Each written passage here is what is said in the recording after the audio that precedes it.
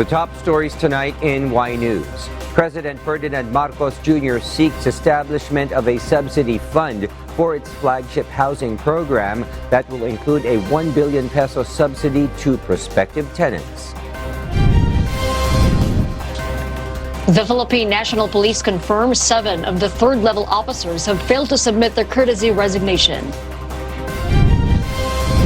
The Senate Committee on Banks, Financial Institutions and Currencies is set to begin the discussions on the controversial Maharlika Investment Fund, assures all sectors will be heard and safeguards will be scrutinized in the hearing the bill. And Ukraine's defense minister announces plans to invest nearly $550 million to boost domestic production of army drones in 2023. Good evening, Philippines and the world. Today is Tuesday, January 31, 2023. Join us in the next hour as we deliver today's top stories around the Philippines and in other parts of the world. I am William Theo. We are also seen in 1,935 satellite monitoring centers nationwide and via live streaming worldwide through the UNTV News and Rescue social media channels. I am Hardy Delgado. First in the news, President Ferdinand Marcos Jr. said that his administration is looking into establishing a subsidy fund for its flagship housing program. This program will include a 1 billion peso subsidy to prospective tenants. Nel Maribohok reports. President Ferdinand Marcos Jr. called on Congress to include a provision of having an interest subsidy support on housing projects in the national budget for the succeeding years. PBBM made the call at the groundbreaking ceremony for the first phase of the Batasan Development and Urban Renewal Plan in Quezon City, a project under the Pambansang Pabahay para sa Pilipino program. I now call on Congress for your support, including housing interest support, as part of the regular appropriations for the succeeding years. The National Housing Program of the Marcos administration aims to build around 6 million housing units between 2023 and 2028. President Marcos Jr. also bared that he is eyeing a 1 billion housing subsidy fund for the recipients of the government's low-cost housing units. Bukod pa ron, pinag-aaralan namin ni Secretary Jerry Acusar ang pagtatayo ng subsidy fund para dito sa ating housing program. At siguro maglalagay tayo diyan, siguro pag nakahanap tayo ng pera, mga 1 billion siguro to start with para meron tayong subsidy na may bibigay para sa ating mga magiging tenant. He emphasized that the development of sustainable human settlements would help his administration realize its bid to build better, more resilient, and more equitable communities. Nel Maribohok, UNTV News and Rescue. We serve the people, we give glory to God.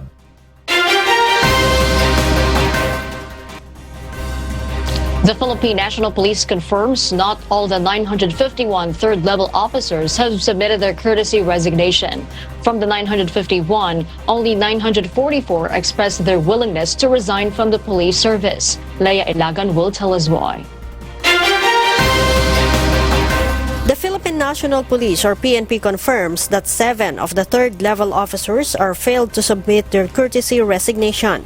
Among those PNP officials are 3 generals and 4 colonels. But PNP Chief Police General Rodolfo Azurin Jr. says he still considers it as a success. I see it more as a success because sabi ko nga, even yung mga supposedly na tinitingnan natin na under investigation, they allowed themselves na mag-submit sila ng courtesy resignation. General Azurin said some of the 7 officers are retirable. Azurin added, Department of the Interior and Local Government or DILG Secretary Benhar Abalos will possibly announce the other members of the 5-man committee who will evaluate and assess the submitted courtesy resignations. As per SILG, once the deadline is set, papangalanan na rin kung sino yung mga remaining na 4 that will compose the advisory group or the the group that would evaluate and assess itong mga resignations ng third-level officers. Last January 4, Secretary Abalos appealed to the third-level officers of the PNP to submit their courtesy resignation as part of the internal cleansing efforts of the PNP organization amid the issue of the involvement of some police officers in illegal drugs. Leia Ilagan, UNTV, News and Rescue. We serve the people, we give glory to God. Meanwhile, the voter registration for the 2023 Barangay and Sangguniang Kabataan elections ended today. Dante Amento tells us why. Commission on Elections or Comelec Chairman George Erwin Garcia clarified they will not give an extension for the voter registration. The poll body has ended the activity today, January 31, 2023. Garcia added they gave enough time and information dissemination. Kung matatapos po dapat ang registration ng alas 3 ng hapon, sabi po natin extend, sige hanggang alas 5 at lahat pa ng nakapila na malapit at naandyan sa registration sites ay payagan na makapagparehistro. Subalit hanggang ngayong araw na lang po talaga, wala na po bukas, today na lang po ang registration last day. Meanwhile, several applicants tried to beat the last minutes of voter registration. Some of them are students and employees. Last minute lang po kasi namin nalaman na magpaparehistro po, tsaka hectic din po ng schedule sa school, kaya ngayon lang. Pagbiyahe ako biyahe ba? Driver kasi ako, probinsya, pabalik-balik, kaya ngayon lang ako nakaparehistro. Based on the latest Comelec data, over 2 million individuals have applied for the voter registration. This number would add to the current registered voters. At least po meron po tayong more or less 92.5 to 0.6 million na botante sa darating na barangay and SK elections. Dante Amento, UNTV, News and Rescue. We serve the people. We give glory to God.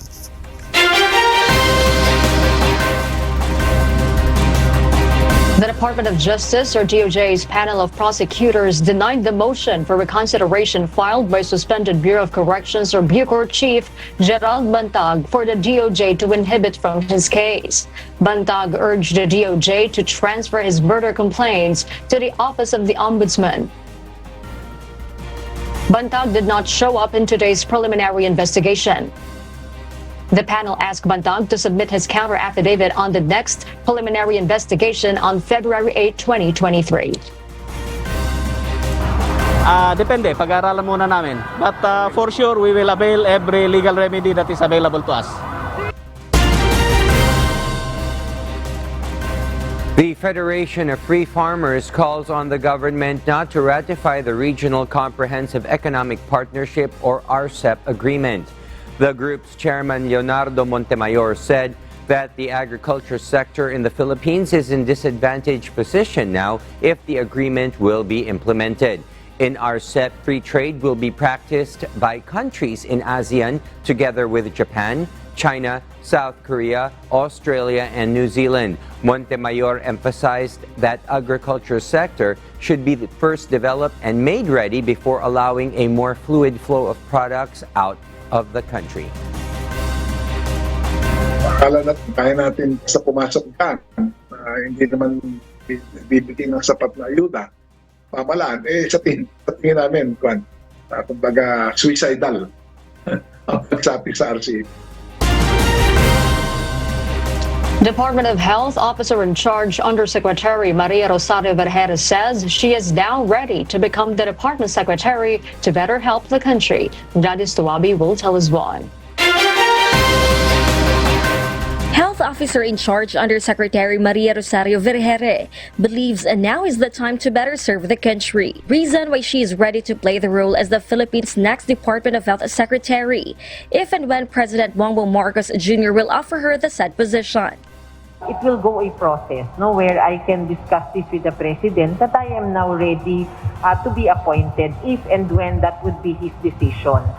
Her experience on the ground where she's able to talk to Filipinos and different groups and discuss their issues about health have made her realize the opportunity and the need to accept the position.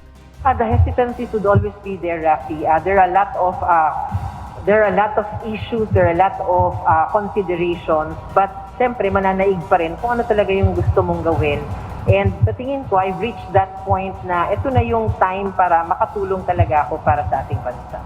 Although Vergeire admitted that she still has hesitations, she is ready to extend her service to the country. The position of DOH Secretary has been vacant since the start of President Ferdinand Marcos Jr.'s administration. Gladys Tuabi, UNTV News and Rescue.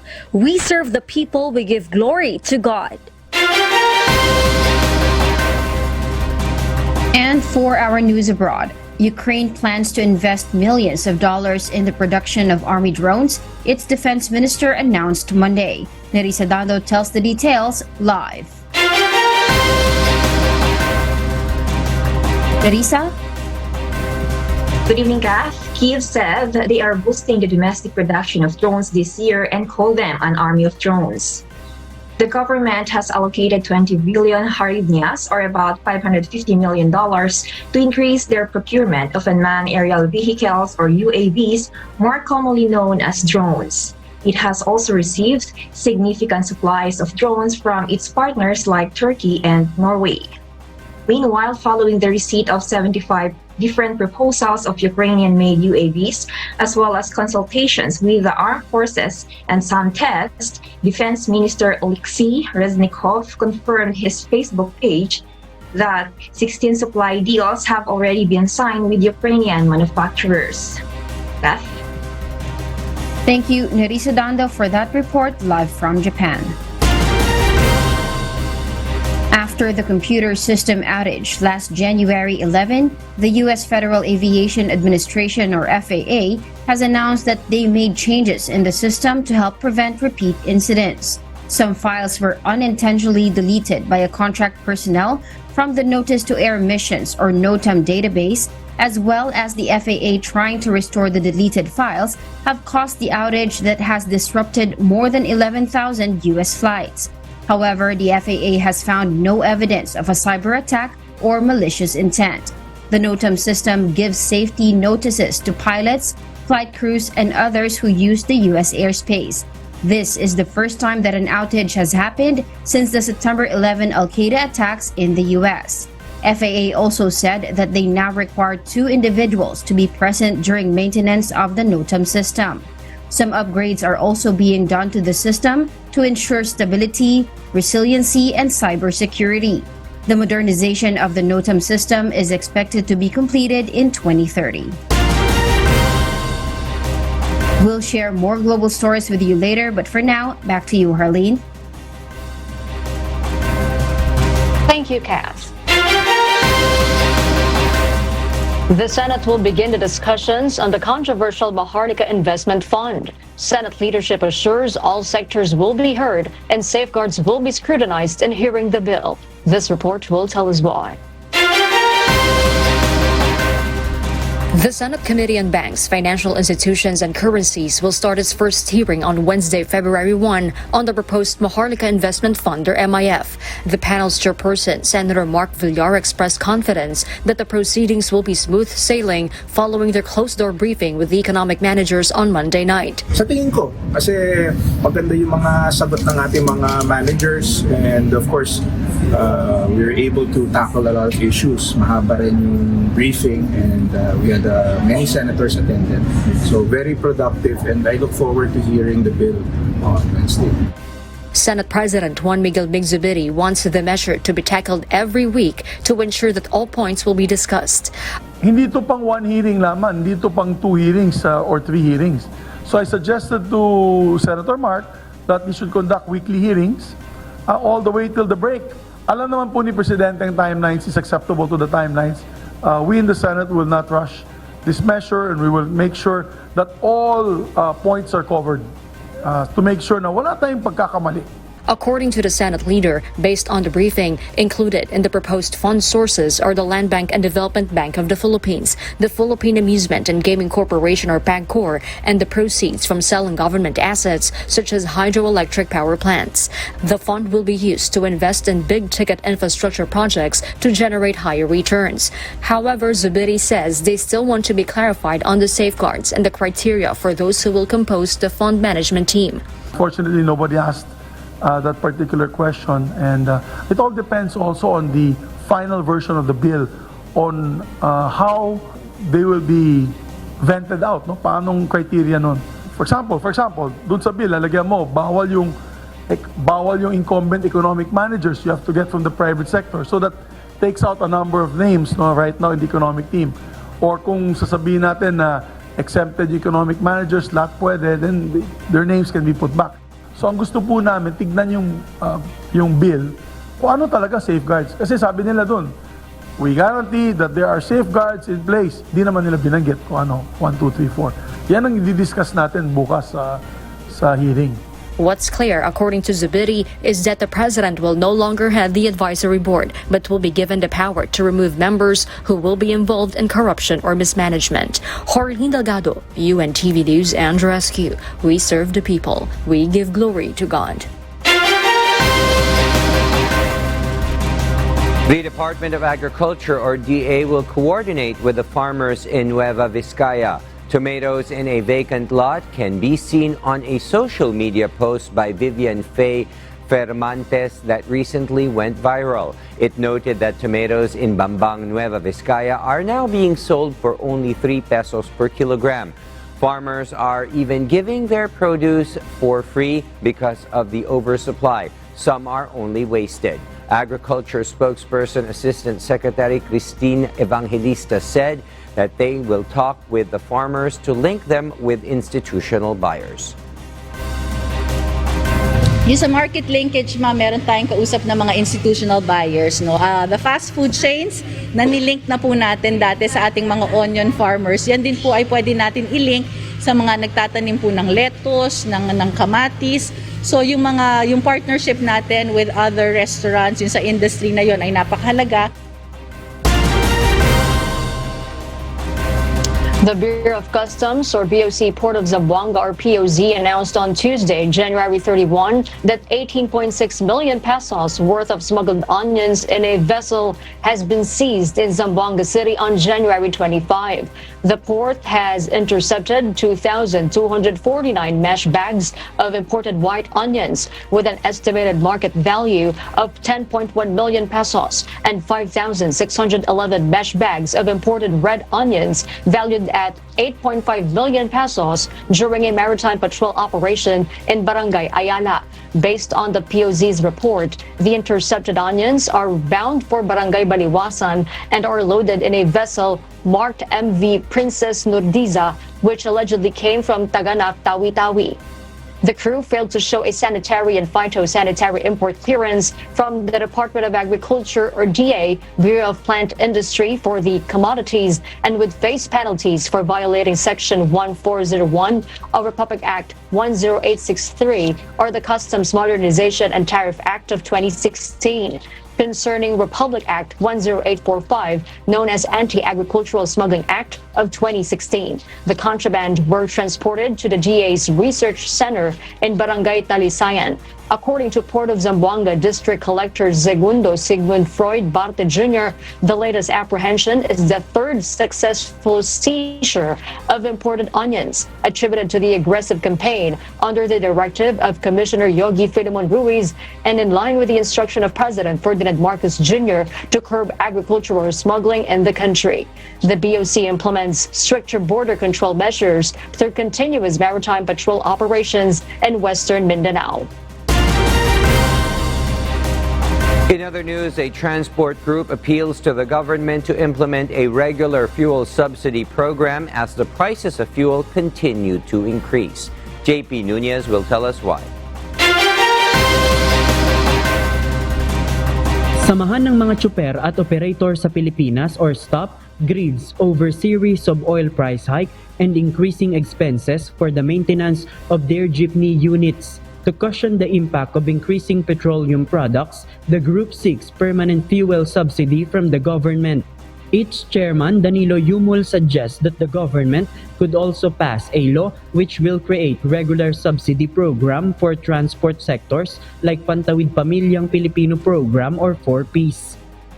Regardless po kung magkano ang binibigay, importante may regular, hindi yung pag nagtaas ng krudo, binigyan ka, applicable yung mo pa yung damo kung patay na ang kabayo, wala na.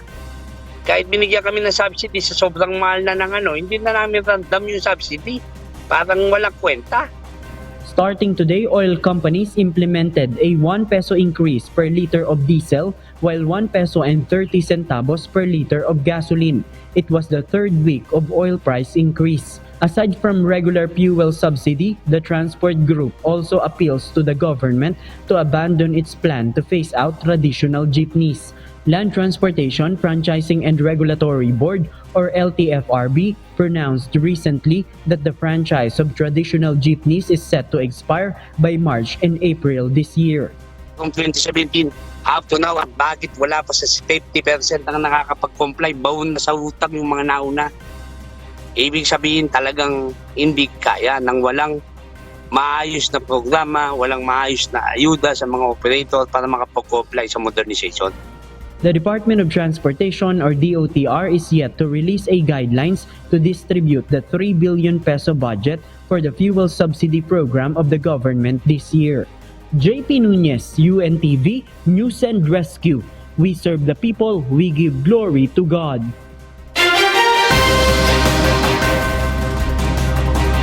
Firefighters in the United Kingdom have voted for a nationwide strike over pay for the first time in 20 years. Marvy Delfin will tell us why live. Marvy? UK's Fire Brigades Union or FBU has given employers 10 days to make higher pay offers before firefighters start walking out alongside teachers, nurses and civil servants in an industrial unrest that has taken over the British workforce.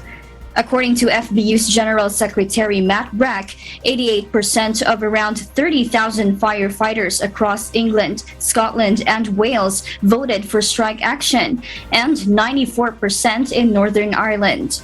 The union rejected the 5% pay rise offered late last year, which represents a cut in real terms.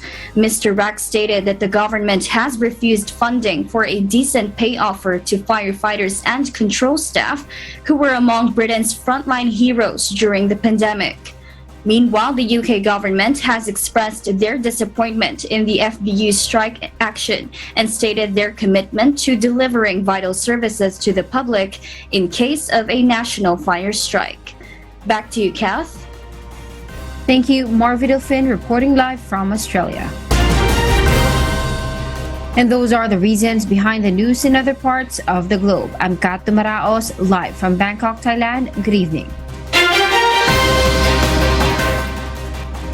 Another aerial search and rescue was conducted to locate the 6 individuals on board the missing Cessna plane. However, they once again failed to find its location. Alan Manansala will tell us why.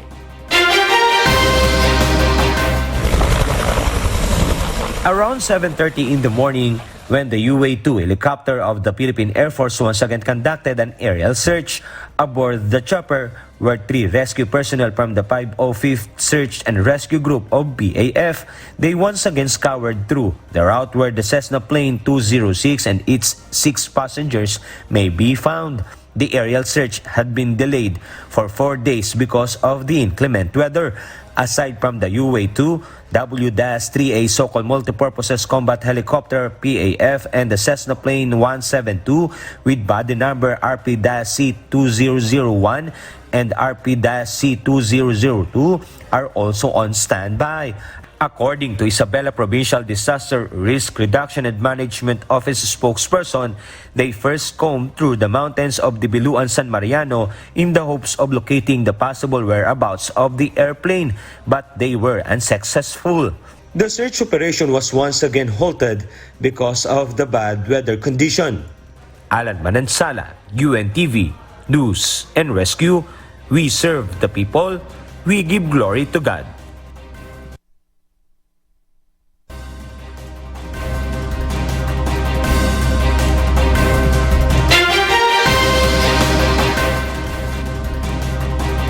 President Ferdinand Marcos Jr. has appointed Valenzuela 1st District Representative Rex Gatchalian as the new Secretary of the Department of Social Welfare and Development, or DSWD.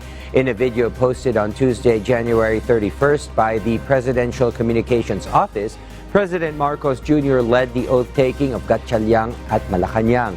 Gatchalian, who was mayor of Valenzuela City before being elected to the House in 2022, replaces broadcaster Erwin Tulfo at the helm of the agency. A House bill seeking to offer 1 million peso cash gift to Filipinos reaching 101 years old has been approved on the third and final reading last year. Senior citizens now call for the passage of the bill. Irene Cerudo will tell us why live. Good evening, Irene. Good evening, Harleen. The 1 million peso cash gift to 101-year-old Filipinos would really be beneficial, most especially to support their needs.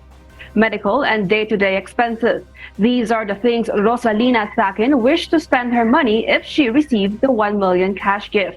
Nana Rosie is already 97 years old. 3 years for her to become a centenarian and receive 100,000 pesos from the government. Siyempre, itatabi ko lang, siyempre pag matanda ka na, pag matanda ka, siyempre meron kang dudukutin, nahihiya naman ako sa mga anak ko.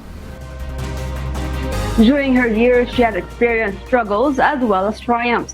She can still remember her days surviving World War II and how she managed to spend her life as a single mother.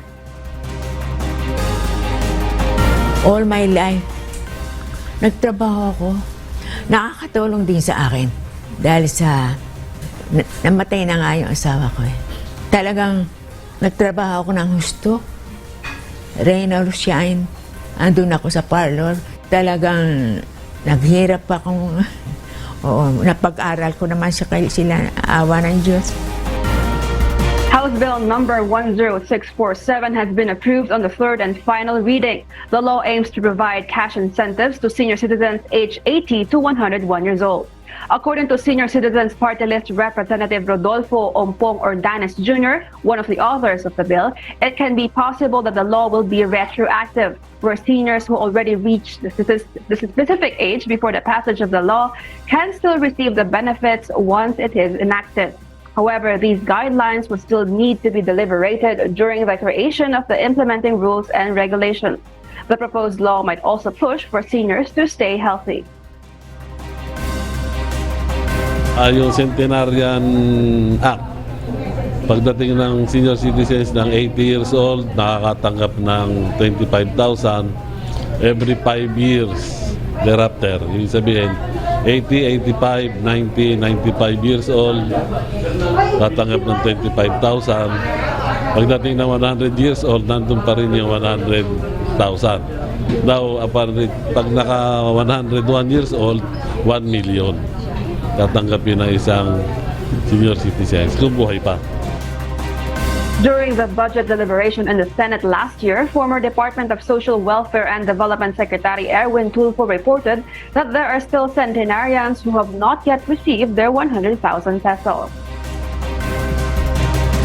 I'll give you another problem po, Madam Chair. Centenarians din. 739 centenaries po na 100 years old na. The good thing about it is sumahaba po yung buhay ng mga Pilipino. The bad thing is hindi pa po sila nakakatanggap ng tigwa 100,000 po nila. Baka hindi na po nila abutin.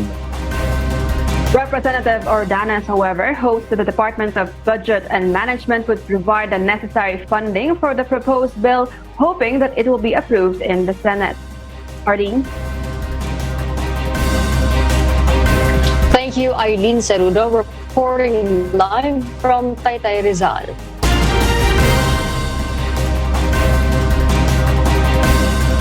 For the fifth time, Wish 1075 received an award at the 5th GAWAD La Sallaneta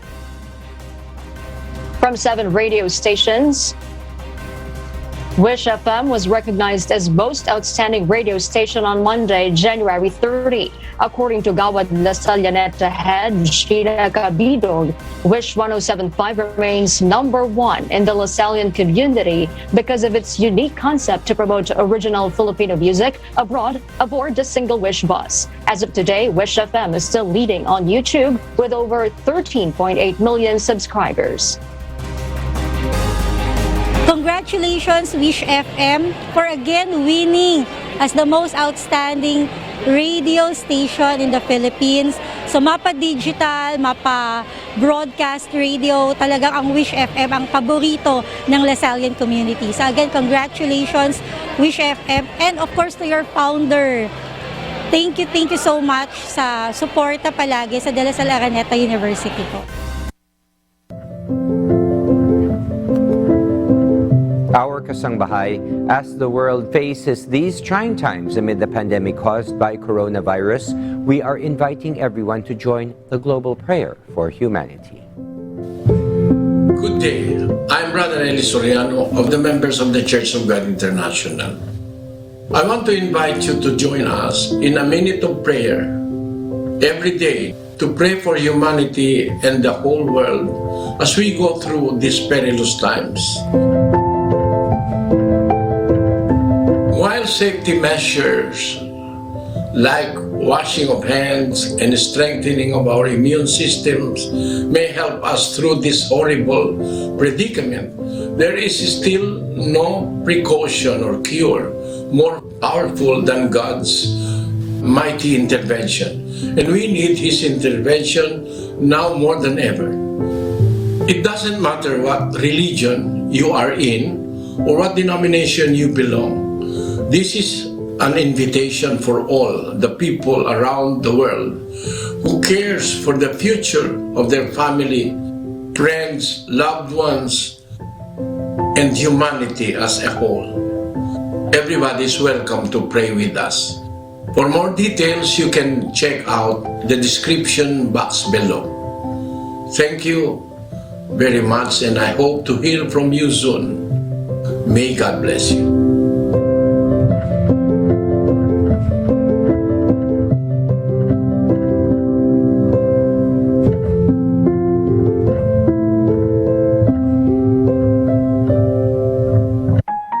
Before we close, we will leave you with a word, giving glory to God.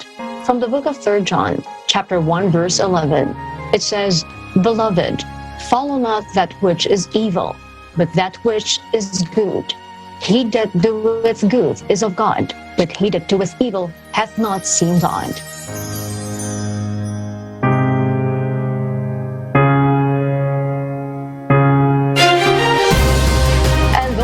Reasons behind the news, January 31, 2023. Reasons we deliver to you as they unfold. I am Hardy Delgado. And because we need to know, we will always ask why. I am William Theo. We serve the people. We give glory to God.